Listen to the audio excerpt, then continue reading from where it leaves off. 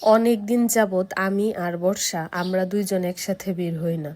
আজকে অনেক দিন পর আমি আর বর্ষা আমরা দুইজন একসাথে বের হইলাম বিকাল দিকে।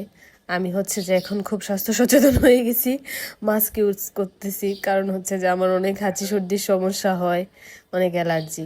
তা আমি আগে সবসময় মাস্ক ইউজ করতাম, মাঝখানে হচ্ছে যে অনেক দিন যাবৎ মাস্ক ইউজ করি না। তো এখন দেখা গেছে আমার হাঁচি সর্দির সমস্যাটা আবার খুব বাড়ছে। তো এর জন্য চেষ্টা করি আর কি এখন মাস্ক পরতে।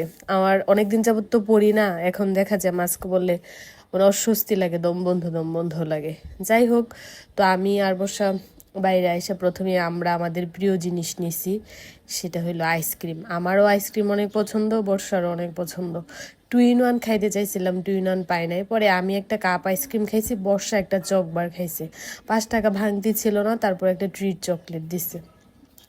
তারপর হচ্ছে যে আমরা স্যান্ডউইচ খাইছি, আর হচ্ছে যে চিকেন টোস্ট খাইছি, তারপর খাইছি হচ্ছে সিঙ্গারা, সাথে তো সস দিছিল, সস হচ্ছে মিক্সড করে নিছি।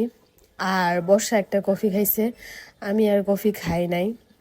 সিঙ্গারাটার ভিতরে আমাদের দুইজনেরটা দুই রকম ছিল, আমারটার ভিতরে ছিল কলিজা আর বর্ষাটার ভিতরে ছিল বুট।